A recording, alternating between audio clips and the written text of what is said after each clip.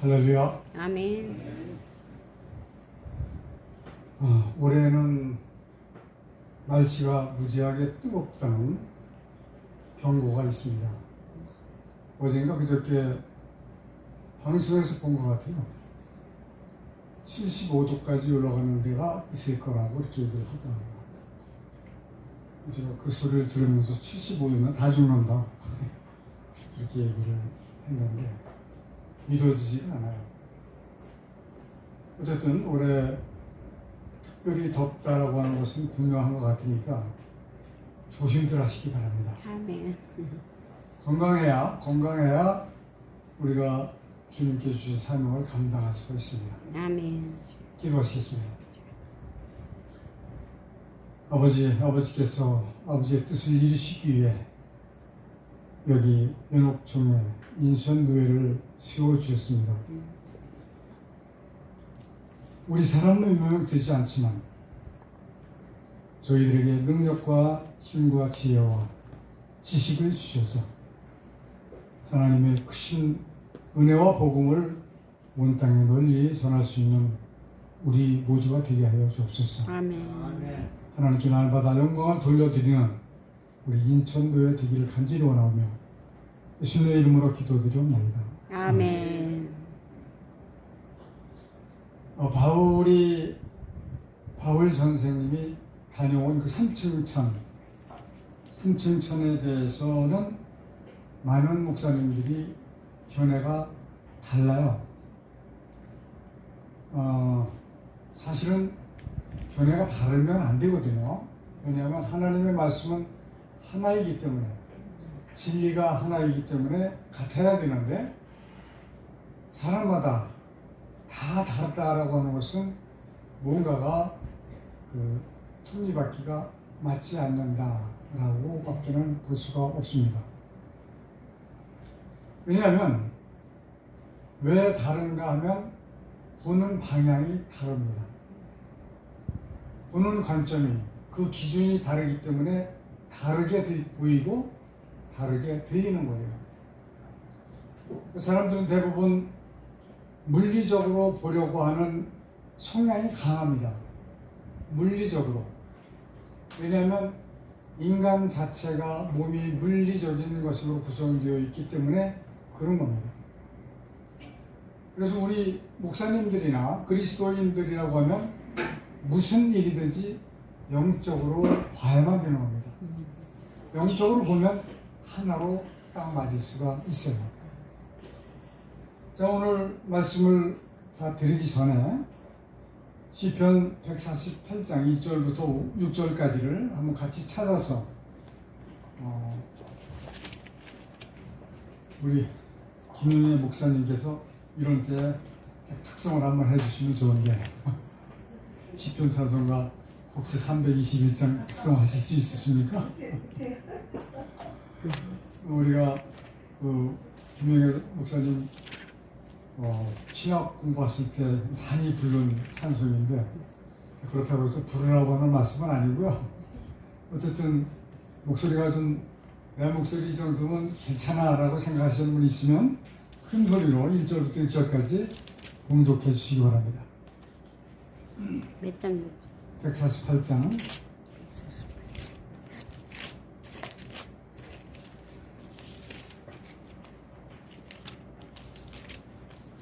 할렐루야. 하늘에서 여호와를 찬양하며 높은 데서 그를 찬양할지어다. 그의 모든 천사여 찬양하며 모든 군대여 그를 찬양할지어다. 해와 달아 그를 찬양하며 밝은 별들아 다 그를 찬양할지어다. 하늘의 하늘도 그를 찬양하며 하늘 위에 있는 물들도 그를 찬양할지어다. 그것들이 여호와의 이름을 찬양함은 그가 명령하심으로 짐을 받았음이로다. 그가 또 그것들을 영원히 세우시고 패하지 못할 명령을 정하셨도다. 너희 용들과 바다여. 6절까지만. 네, 아멘. 네. 잘 읽어주셔서 감사합니다. 자, 삼층천이라고 하는 것은 바로 낙원을 이야기하는 겁니다. 낙원. 1층, 2층, 3층에 가는 낙원이라고 하는 거예요.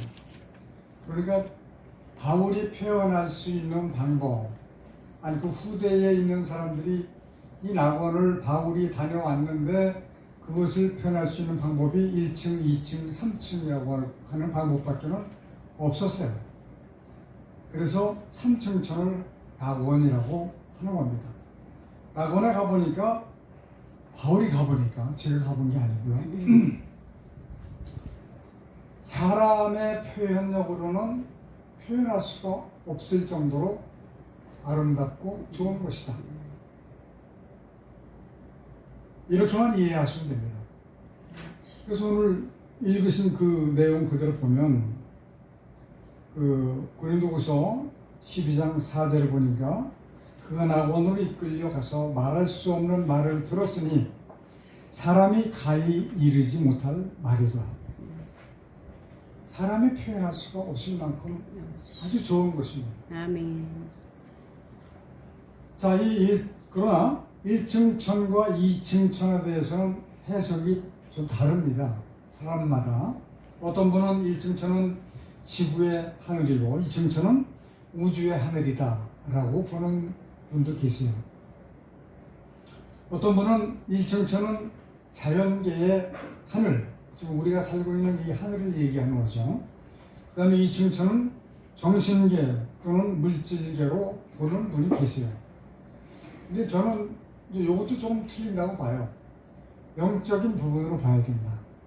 정신계나 물질계로만 봐서는 안 된다라고 하는 말씀을 드리면서 바울이 이 3층천을 다녀온 시기가 언제냐면 그 연대가 AD 55년 후반부터 56년 초반이었습니다. 그것이 바로 14년 전이라고 기록을 했기 때문에 AD 41년에서 AD 42년이 되는 것이죠.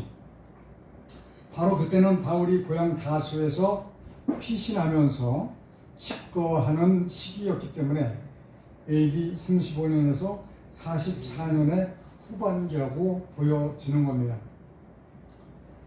자, 어떤 사람은 이 3층천 그러니까 낙원을 표현하기를 예수 믿고 죽으면 다 갈 수 있는 나라가 바로 3층천 천국이다 라고 얘기를 하신 분이 계세요. 제가 여기서 그 목사님의 이름을 거론하지는 않겠습니다. 목사님의 이름을 대면 산천 초목도 다 아는 분이에요. 그리고 이어서 말씀하시기를 하나님의 보좌가 있는 것이 바로 이 3층천이다 라고 말씀을 하셨는데 하나님의 보좌가 거기에 있는 게 아니거든요. 자, 낙원이라고 하는 곳은 어디냐면 새 예루살렘 성으로 가기 위해서 대기하고 있는 곳입니다. 새 예루살렘 성 마지막 요한계시록 21장 1절부터 2절까지 보면 하늘에서 내려오는 것이 바로 새 예루살렘 성이에요. 예수님께서 예비하러 가셔서 예비하시는 것이 바로 새 예루살렘 성입니다.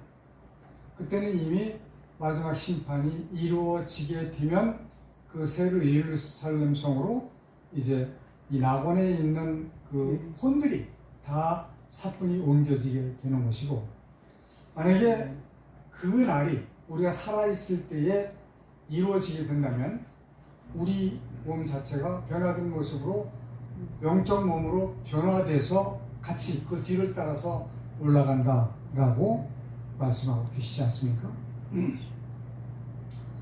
자, 새 예루살렘 성 하나님의 구원을 말씀하십니다. 우리의 목적은 구원입니다. 어떠한 것도 구원을 능가할 수는 없습니다. 자, 그렇다고 하면 우리가 좀 연구를 해봐야 될 사항이 있어요. 하나님께서 과연 구원자를 얼마나 구원하시려고 하시는가? 다 구원받기를 원하신다라고 말씀은 분명히 하셨습니다. 그러나 계시록에 보면 이긴 자가, 이겨서 남은 자가 구원을 받는다라고 말씀하시기 때문에 그렇게 많은 수가 구원을 받지 못할 것이라고 모든 지금 그리스도 신학자들은 그렇게 알고 있습니다. 저도 그렇게 알고 있습니다. 자, 그렇다고 하면 우리는 조금만 좀 따져보고 넘어가야 될 게 있어요. 지금 현재의 이 세상의 인구가 85억만 명입니다. 그리고 이제 매일 죽고 낳고 하는 사람들이 거의 비슷하게 유지가 되고 있는데, 아담 이후로부터 지금까지 성경 연대를 보면 6천년이 좀 넘죠. 이 시간 동안 낳고 죽고 낳고 죽고 한 그 수가 얼마나 될 것 같습니까? 이거는 정확하게 이야기할 수는 없습니다. 아무도 이야기할 수는 없어요. 그러나 신학자들 중에서 그 수를 7해로 보는 사람들이 있어요. 7해. 1해가 뭐냐면 0이 22개가 붙는 숫자입니다. 그렇게 보는 이유는 뭐냐면, 아브라함에게 하나님께서 복을 주실 때 내 자손이 바닷가의 모래와 같이 많게 하리라고 말씀하시잖아요. 그래서 모래를 세운 사람이 있어요. 모래를 세워본 사람이 있어요. 이렇게 한 kum을 두 손으로 쥐어서 세어보니까 그냥 200만 개가 나오더랍니다. 이거 추산이죠. 그렇게 해서 이제 전 세계에 있는 거를 추산을 해보니까 7회 정도가 나오더라, 이런 얘기예요. 그렇다고 하면 하늘에 있는 별들도 역시 그 숫자와 비슷하지 않겠느냐라고 보는 견해가 있고요. 그래서 지금까지 낳고 죽고 한 사람들의 그 수가 약 7회로 보고 있는 겁니다. 그 중에서 만약에 예수 그리스도를 믿기만 하면 구원을 받는다라고 하면 아마 어마어마한 숫자가 구원자의 수에 들어가 있을 겁니다. 그러나 조금 전에 말씀드렸듯이 우리는 지금 전쟁 중에 있는 거예요. 마귀와의 전쟁에서 이겨야지만 됩니다. 그래야 구원을 받는 거예요. 자, 그러면서 그 목사님이 그 바울에 대해서 잠깐 소개를 하셨습니다. 그러면서 사실 사도 바울이 선교 여행 중에 받은 고난은 지극히 견디기 어려운 것이었다.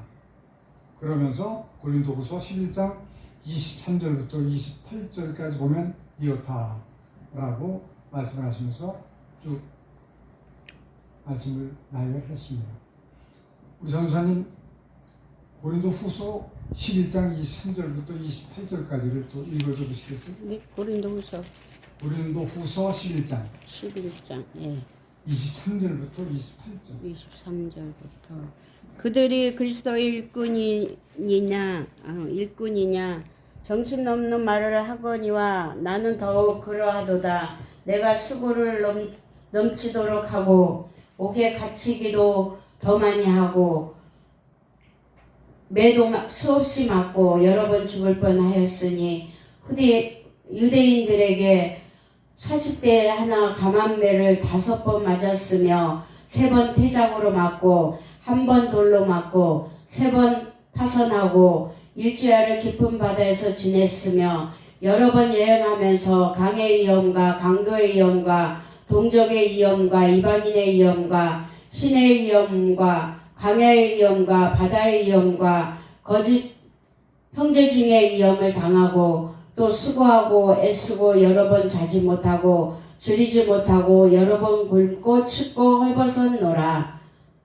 이 외의 일은 고사하고 아직도 날마다 내 속에 눌리는 일이 있으니 곧 모든 교회를 위하여 염려하는 것이라. 아멘. 아멘.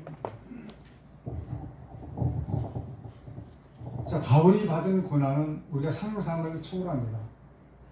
여러분들 남자들 같으면 군대 생활할 때 매를 좀 맞아보셨을 거예요. 저도 매를 많이 맞아봤습니다. 근데 바울이 받은 이 매하고는 비교할 수가 없습니다. 그 중에서 태장이라고 하는 걸 제가 잠깐 소개를 드릴게요.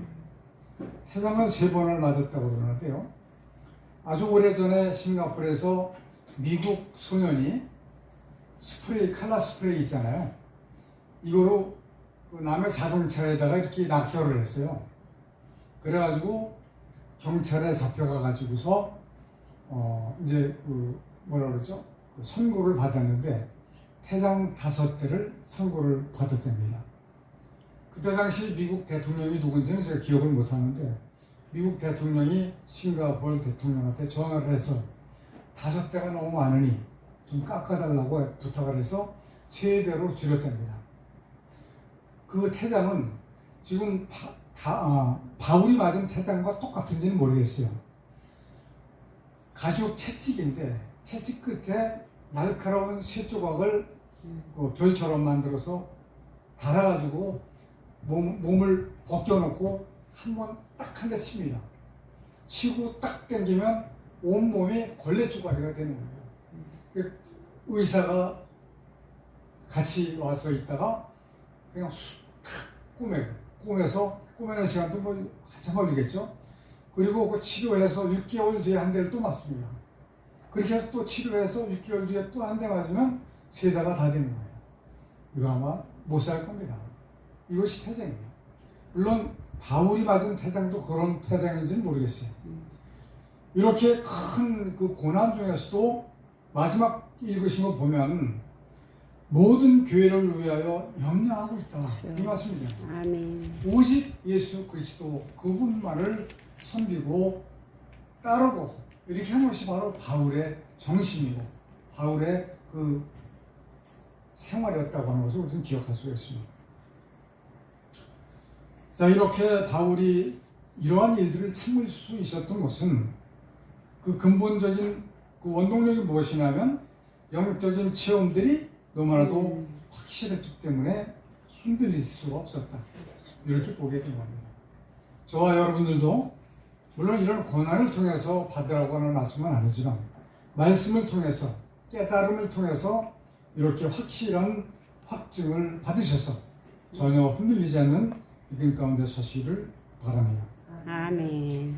자, 이제 저의 견해는 이렇습니다. 1층 저는 이분들과 같은 생각이죠. 이 세상에 있는 하늘, 사실은 지금 우리가 예배는 지하 1층에서 예배를 드리고 있지만 우리가 손을 이렇게 흔들면 바람이 닿습니다.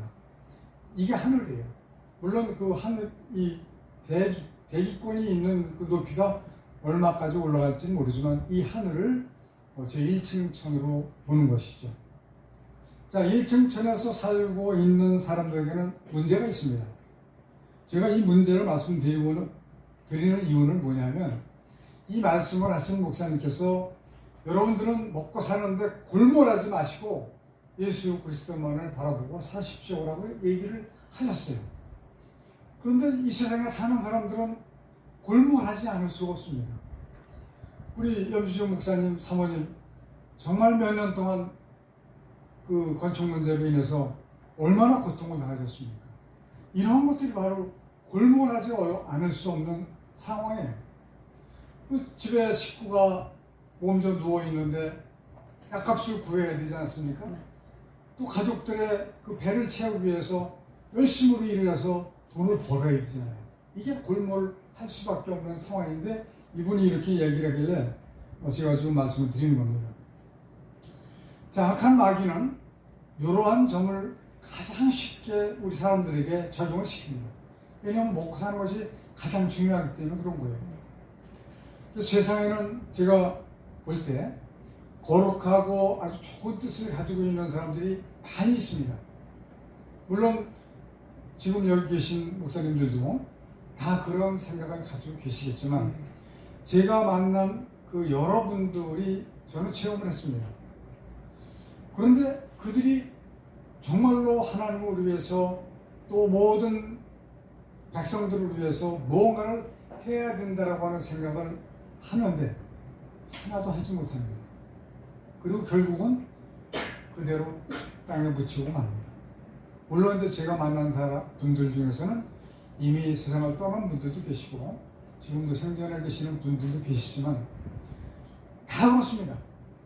왜 뜻은 가지고 있으나 일을 할 수가 없을까요? 먹고 사는 문제 때문에 그렇습니다.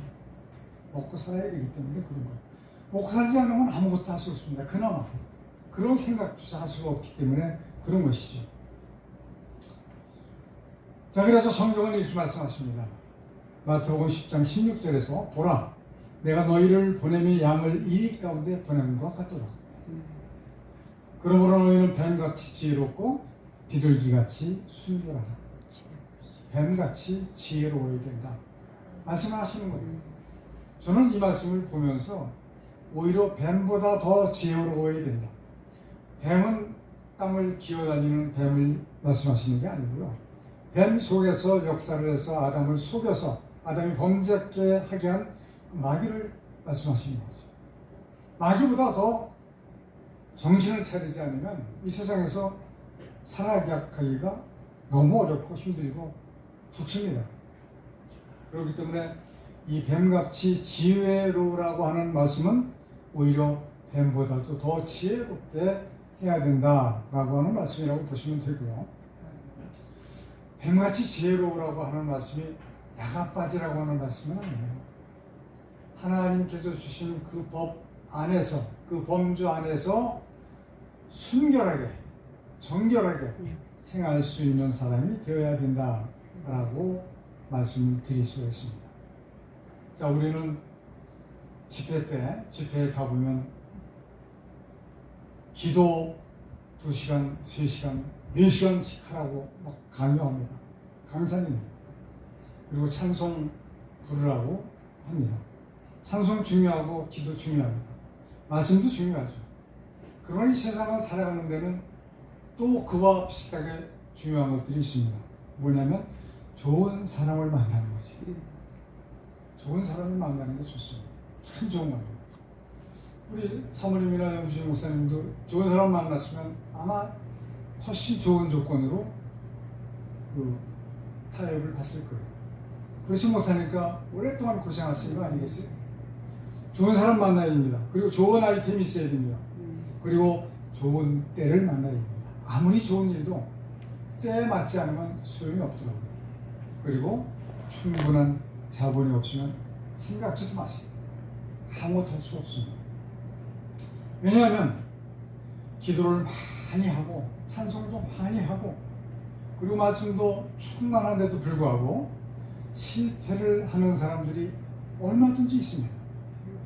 아마 저의 경우가 그렇다고 말씀을 드릴 수가 있을 거예요. 저는 참 엄청나게 열심히 많이 수고를 했지만 수십 년 동안 실패의 연속이었습니다.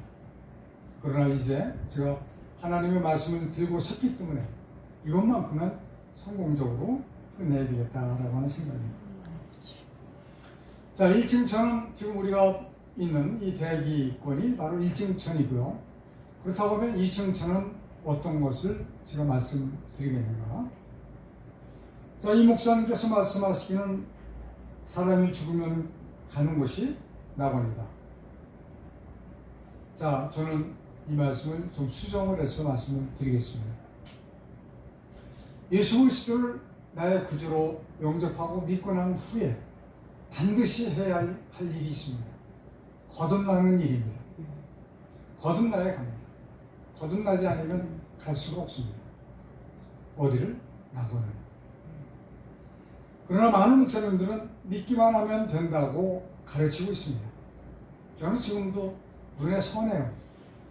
제가 어렸을 때, 주일학교 다닐 때 시골교회에서 부흥회 1년에 한두 번 하면 그 밑에 몽석 갈아놓고 초가지 지어놓고 흙떡들로 쌓아서 지은 교회인데 불도 뭐 촛불 켜고 등잔불 켜니까 얼마나 흐리고 그렇습니까? 지금도 선해요. 그 목사님, 강사님 이름도 얼굴도 기억은 안 납니다. 그런데 요거는 기억이 나요. 이렇게 성경책을 펴고 있다가 여러분 덮어놓고 믿으시면 됩니다. 이렇게 설교를 하시는 걸 지금도 생생하게 기억을 합니다. 그래서 저는 진짜로 그런 줄 알았어요. 근데 보니까 그렇게 하면 안 되더라고요. 덮어놓고 믿으면 안 돼요. 왜냐하면 하나님께서 우리들에게 말씀하신 것이 있습니다. 바로 요한복음 3장 3절부터 5절까지 한 절만 봉독해 드리겠습니다. 예수께서 대답하여 가라사대 때 진실로 진실로 내게 이르노니 사람이 거듭나지 아니하면 하나님 나라를 볼 수 없느니라. 자, 이 말씀은 누구에게 한 걸까요? 니고데모에게 한 겁니다.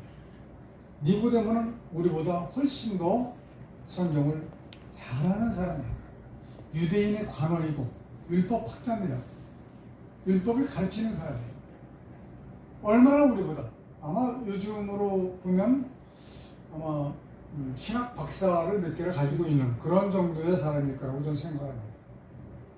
그 사람이 이 말씀을 이해를 하지 못합니다. 그래서 내가 어머니 뱃속에 다시 들어갔다 나와야 됩니까? 라고 하는 엉뚱한 질문을 예수님께 해요. 그러니까 예수님이 뭐라고 말씀하세요? 그게 아니고 물과 성령으로 나지 아니하면 하나님 나라를 들어갈 수 없다.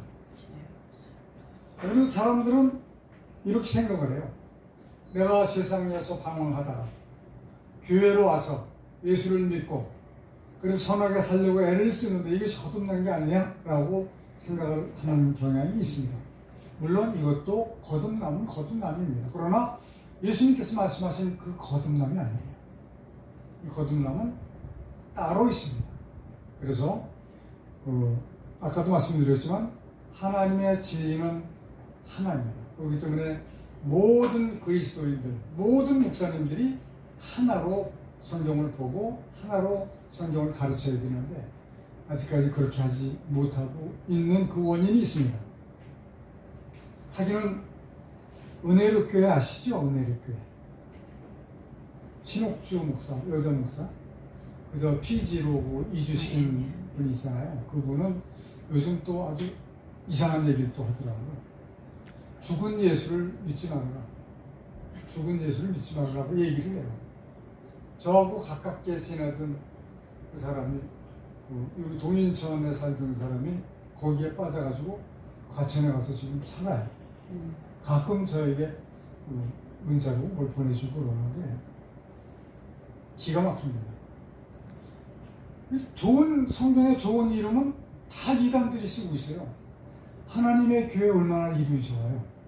그런데 하나님의 여기 옆에 가보면 교회 멋진 거 있어요. 지나다닐 때마다 야 저런 교회 참 멋있다 이렇게 생각을 했는데 언젠가 지나다 보니까 하나님의 교회라고 하는 간판이 붙어고 있어요.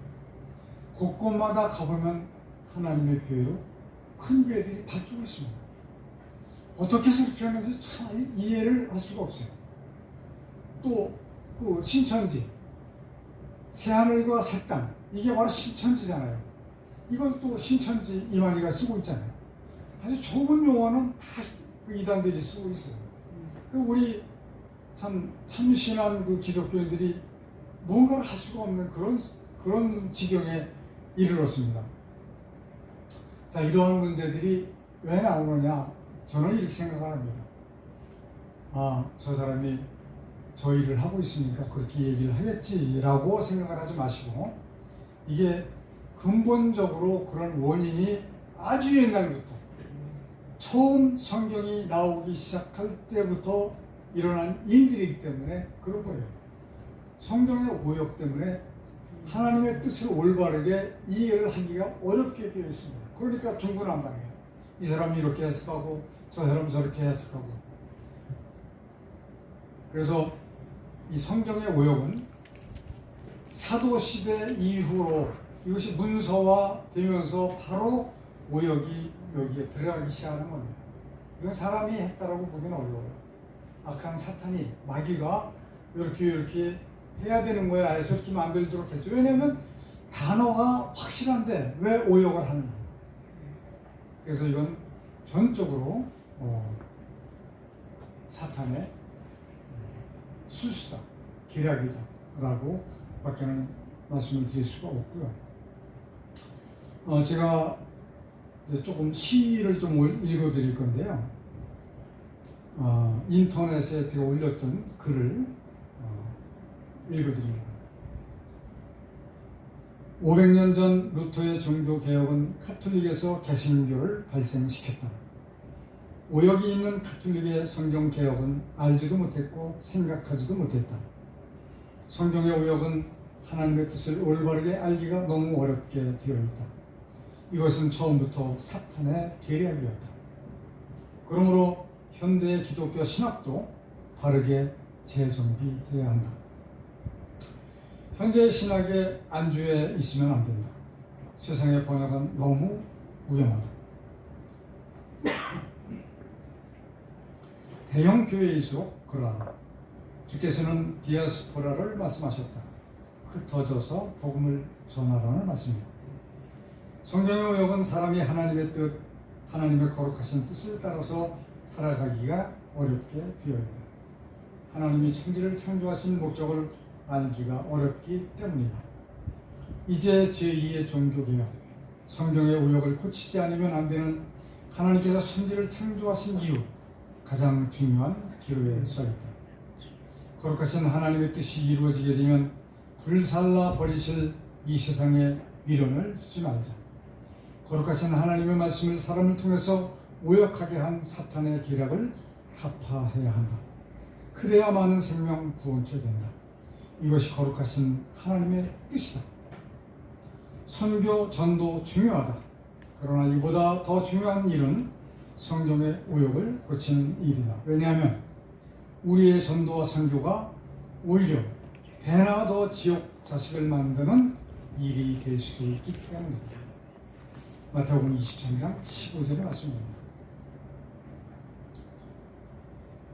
자, 이쯤 저는 다시 한번 말씀을 드립니다. 영적으로 보게 되면 거듭남이라고 하는 영적 세계라고 봅니다. 자, 여러분들께서는 거듭남에 대한 것을 깊이 생각을 해보셨나요?